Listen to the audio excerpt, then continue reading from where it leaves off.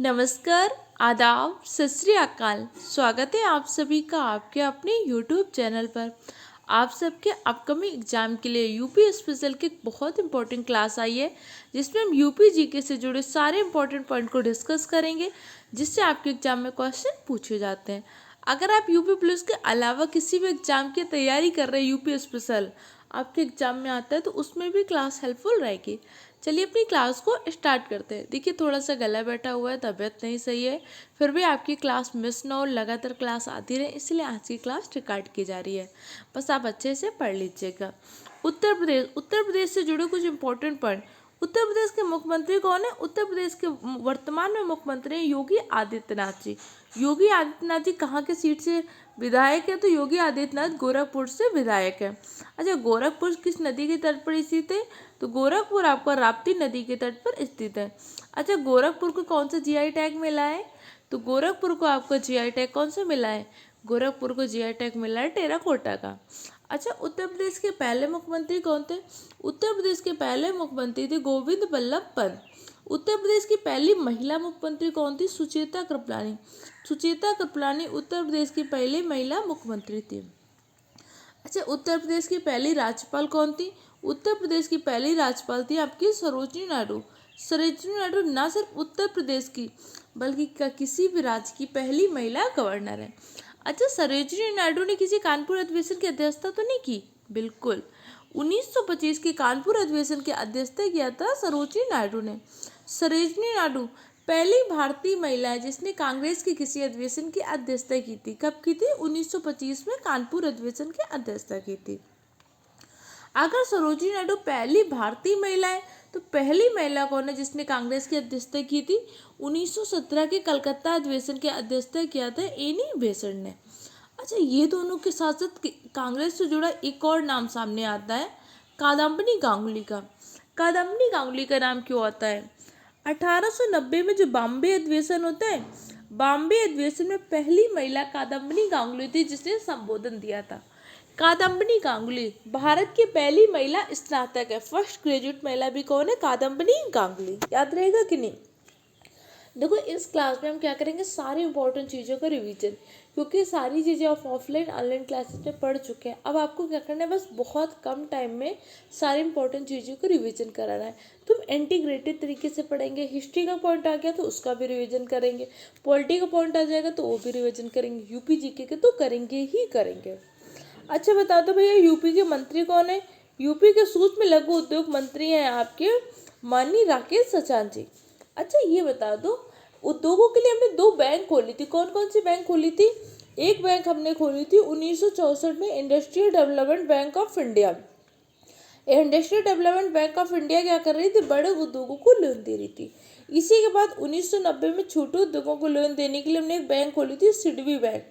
अच्छा, सिडबी बैंक का मुख्यालय कहाँ पे स्थित है? तो सिडबी बैंक का हेडक्वार्टर है आपके लखनऊ में।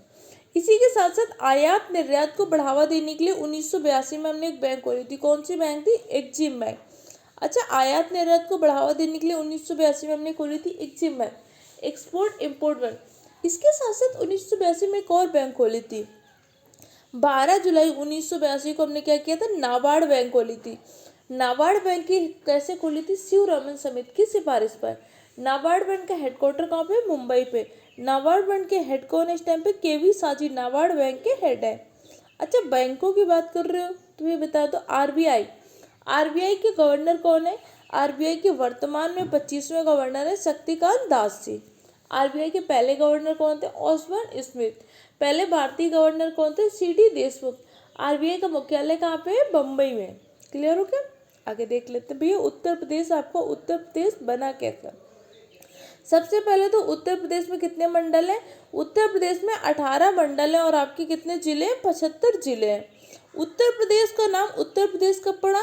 24 जनवरी 1950 को उत्तर प्रदेश का नाम उत्तर प्रदेश पड़ा था। इसीलिए हम 24 जनवरी को कौन सा दिवस मनाते हैं?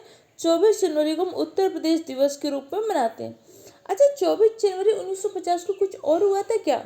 हाँ जी, 24 जनवरी को क्या हुआ था? आपका संविधान सभा की अंतिम बैठक हुई थी। संविधान सभा की अंतिम बैठक में कुछ और भी किया था। भारत के राष्ट्रगान को अपना लिया था, भारत के राष्ट्रगीत को अपनाया था। इसके साथ साथ भारत के प्रथम राष्ट्रपति के रूप में डॉक्टर राजेंद्र प्रसाद को चुन लिया था। डॉक्टर राजेंद्र प्रसाद 26 जनवरी को शपथ लेते, लेकिन हमने चुन लिया था कि भाई डॉक्टर राजेंद्र प्रसाद भारत के प्रथम राष्ट्रपति बनेंगे 24 जनवरी 1950 को। 24 जनवरी 1950 को हमारे प्रदेश का नाम बदलकर उत्तर प्रदेश किया जाता है। पहले हमारे प्रदेश का नाम क्या था? संयुक्त प्रांत। संयुक्त प्रांत से बदलकर क्या कर दिया गया? उत्तर प्रदेश। 24 जनवरी 1950 को संविधान सभा की अंतिम बैठक होती है। 24 जनवरी 1950 को हमने राष्ट्रगान और राष्ट्रगीत को अपनाया था। अच्छा, राष्ट्रगान पहली बार कब गाया गया था? पहली बार 1911 के कलकत्ता अधिवेशन में राष्ट्रगान गाया गया था। पहली बार 1911 के कलकत्ता अधिवेशन में। तो 1911 के कलकत्ता अधिवेशन की अध्यक्षता किसने किया था? पंडित विश्व नारायण धर ने 1911 के कलकत्ता अधिवेशन की अध्यक्षता किया था। पहली बार राष्ट्रगीत हमने कब गाया था? 1896 के कलकत्ता अधिवेशन में। 1896 के कलकत्ता अधिवेशन में पहली बार राष्ट्रगीत गाया था। 1896 के कलकत्ता अधिवेशन की अध्यक्षता किसने किया था? रहीमतुल्लाह सियानी ने। अच्छा, 24 जनवरी 1950 को हमने संविधान सभा की क्या किया था? अंतिम बैठक की थी। तो भैया संविधान सभा की पहली बैठक कब हुई थी? 9 दिसंबर 1946 को संविधान सभा की पहली बैठक होती है। संविधान सभा की पहली बैठक का 2 लोगों ने बहिष्कार किया था। कौन कौन था? हैदराबाद रियासत और मुस्लिम लीग। अच्छा, हैदराबाद रियासत को हमने भारत में कैसे मिलाया था? 1948 में ऑपरेशन पोलो के द्वारा हैदराबाद को मिलाया गया था। हैदराबाद पहली रियासत थी जिसने सायक संधि को स्वीकार किया था। सायक संधि किसकी थी? वेलेजली की। सायक संधि का जन्मदाता किसको कहते हैं? डुप्ले को कहते हैं। हम सारी चीज़ों का रिवीजन करेंगे, आप परेशान नहीं होना। बस आपने अगर ये सीरीज देख ली, इसके साथ साथ जो आपकी इकोनॉमिक्स की, हिस्ट्री, पॉलिटी की सीरीज आ रही है, इस टाइम पे जितनी भी सीरीज आ रही है, अगर आपने उन देख लिया तो आप एग्जाम में आसानी से 30+ नंबर स्कोर कर पाएंगे। लेकिन बस आपको इतना करना है, जितना आज की क्लास में पढ़िए इतना आपको तैयार होना चाहिए। तो उत्तर प्रदेश में 18 मंडल और जिले कितने हैं? तो 75 जिले हैं। अब पूछ सकते हैं कि उत्तर प्रदेश सीमा किसके साथ साथ बनाते हैं, तो उसको अभी हम अलग से देखेंगे। पहले हम उत्तर प्रदेश के बारे में देख लेते हैं। भैया उत्तर प्रदेश का नाम उत्तर प्रदेश पड़ा कैसे?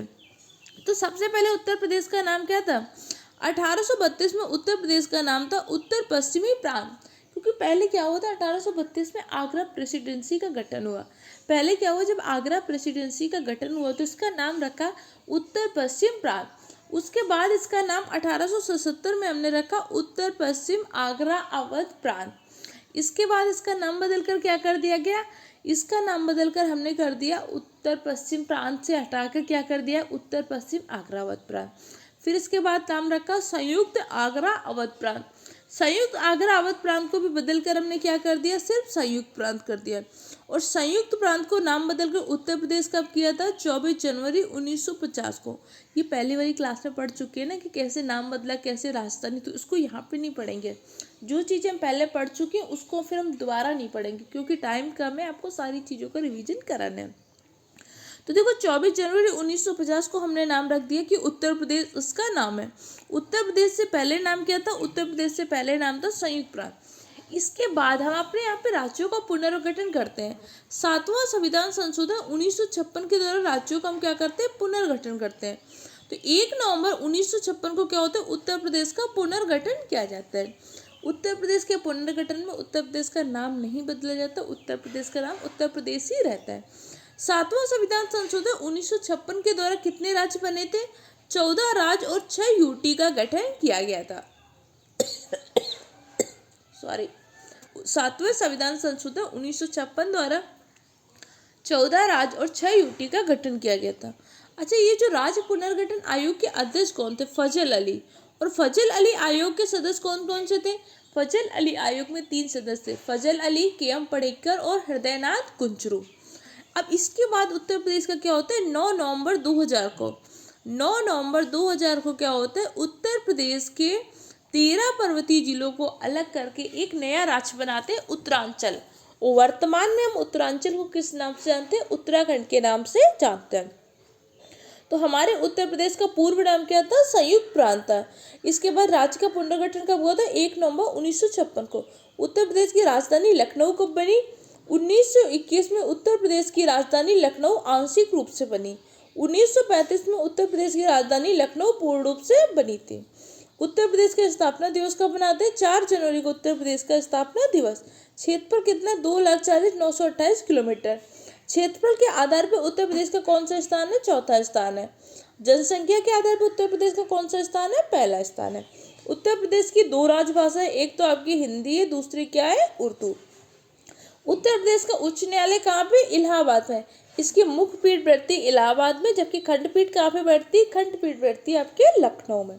उत्तर प्रदेश में मंडल कितने? 18 मंडल हैं। जिले कितने हैं? 75 जनपद हैं। उत्तर प्रदेश का विधानमंडल कैसा है? द्विसदनीय है, अर्थात हमारे विधानमंडल के दोनों सदन चलते हैं, विधानसभा और विधान परिषद। अच्छा, क्या सिर्फ उत्तर प्रदेश का विधानमंडल द्विसदनीय? नहीं, उत्तर प्रदेश के साथ साथ 5 और राज्य हैं जिनका विधानमंडल द्विसदनीय है। कौन कौन से 5 राज्य? एक तो है आपका तेलंगाना, एक है आपका यूपी, एक आपका बिहार, एक है आपका महाराष्ट्र, एक है आपका आंध्र प्रदेश, एक है कर्नाटक। 6 राज्यों में क्या है? द्विसदनीय विधान परिषद है।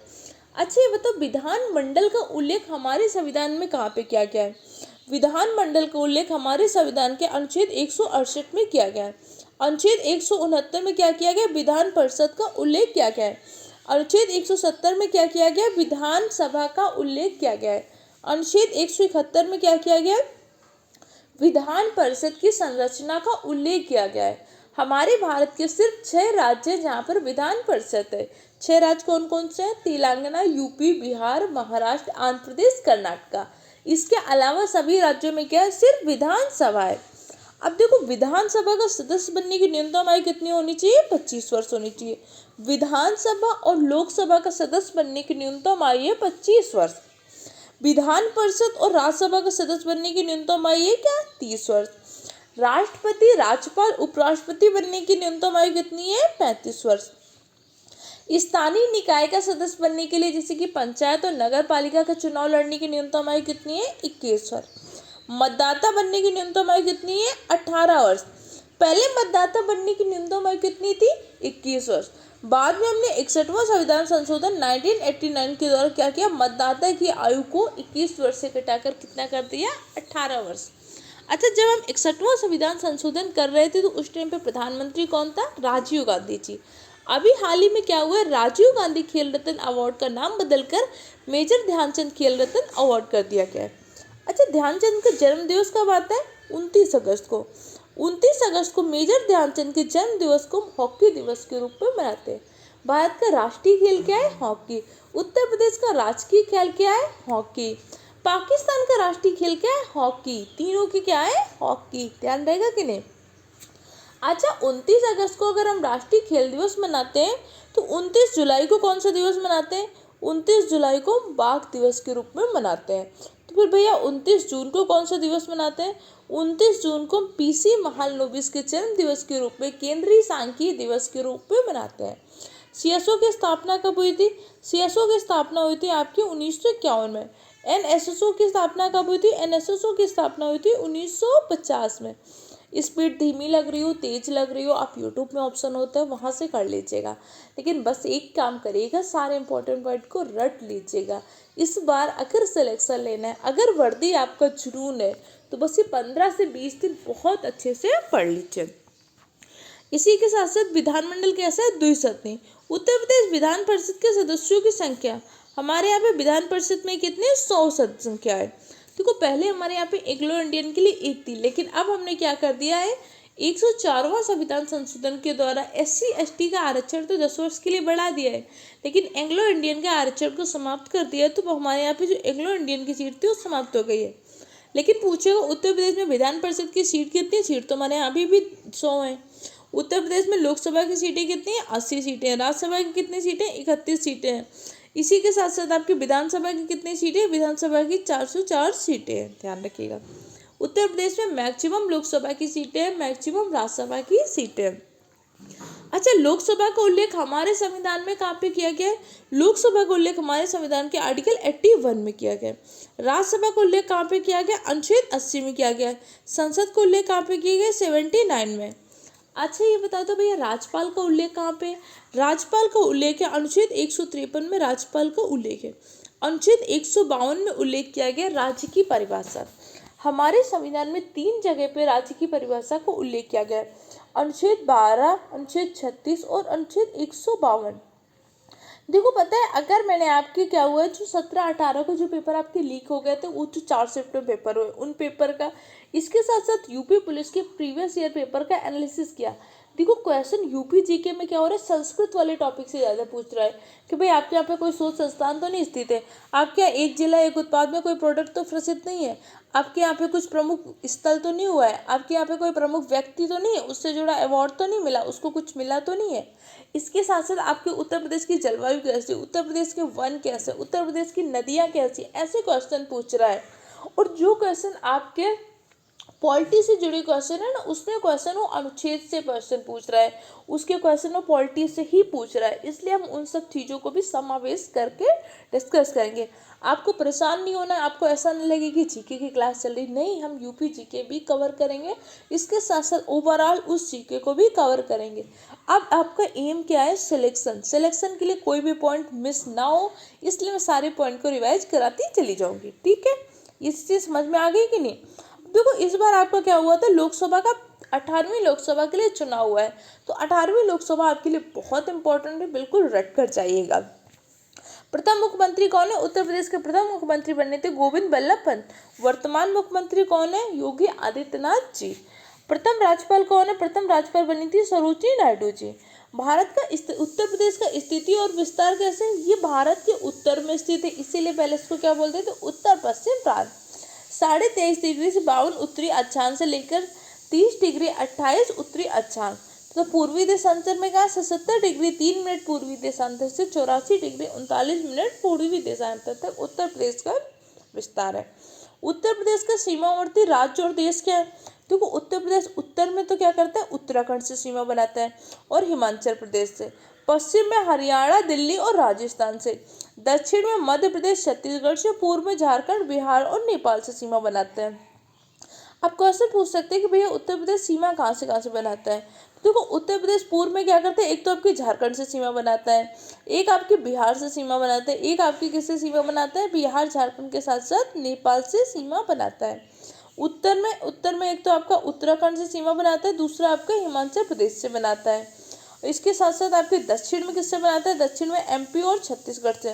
देखो एमपी से ही टूट के तो छत्तीसगढ़ बनाता है, अगर एमपी से सीमा बनाएगा तो छत्तीसगढ़ से भी बनाएगा। ललितपुर ऐसा जिला है कि जो 3 ओर से तो क्या है, मध्य प्रदेश से गिरा है, एक ओर से आपके यूपी से सीमा बनाता है। इसी के साथ साथ आपके पश्चिम में हरियाणा, दिल्ली और राजस्थान से, पश्चिम में हरियाणा, दिल्ली और राजस्थान से 3 जगह से सीमा बनाता है। तो उत्तर प्रदेश किस देश के साथ सीमा बनाता है, तो उत्तर प्रदेश सीमा बनाते हैं आपके नेपाल के साथ। अच्छा, नेपाल के साथ उत्तर प्रदेश के अलावा कौन कौन से राज्य सीमा बनाते हैं, कमेंट सेक्शन में आंसर दीजिए। अब इसके साथ साथ क्वेश्चन पूछ सकते हैं कि भैया उत्तर प्रदेश में अनुसूचित जाति कितनी है, उत्तर प्रदेश में कुल जनसंख्या में अनुसूचित जाति के परसेंटेज कितना है, 20.7%। अनुसूचित जाति कितनी है आपकी, 11 करोड़ समथिंग। और सर्वाधिक एससी कहाँ पे पाए जाते हैं, सर्वाधिक एससी आपके पाए जाते हैं उत्तर प्रदेश में, ध्यान रखिएगा। ऐसे डाटा बहुत कम पूछता है, लेकिन कभी कभी पूछ लेता है, तो इन सब चीज़ों को याद रखिएगा। उत्तर प्रदेश का प्राकृतिक प्रदेश में वर्गीकरण कैसे किया था, उत्तर प्रदेश को 3 पार्ट में डिवाइड किया है। एक तो हमारा तराई प्रदेश जो ग्रीन बेल्ट होती है, ग्रीन बेल्ट में हमारे यहाँ पे फसलों का उत्पादन बहुत अच्छा होता है। इसके साथ साथ गंगा यमुना का मैदानी भाग है, गंगा यमुना का दोआब जो है ना, ये भी हमारे उत्तर प्रदेश में। और दक्षिण का पठारी प्रदेश, कुछ चीज़ें हमारे दक्षिण के पठारी प्रदेश में पाई जाती हैं। मोस्टली हमारे यहाँ पे जो पर्वतीय जिले थे उनको हमने क्या कर दिया, उत्तराखंड को दे दिया था, क्योंकि जब हमने 9 नवंबर 2000 को किया था, 9 नवंबर 2000 को हमने क्या किया था, अपने उत्तर प्रदेश के 13 पर्वतीय जिलों को अलग करके एक नया प्रदेश बनाया था, उत्तराखंड। क्लियर बनाया था कि नहीं बनाया था। तो हमारे पास अब बहुत ज़्यादा पठारी प्रदेश नहीं बचे, लेकिन कुछ अभी दक्षिण का पठारी प्रदेश है। तो आज की क्लास में हम इन्हीं सारी चीज़ों को डिस्कस करते हैं, बाकी की चीज़ें कल की क्लास में डिस्कस करेंगे। वीडियो कैसा लगा इसका फीडबैक कमेंट सेक्शन द्वारा दीजिएगा। चैनल में पहली बार है तो सब्सक्राइब करिए, और दूसरी सबसे इम्पोर्टेंट चीज़, मेहनत करिए, अपने माँ बाप का सपना पूरा करिए।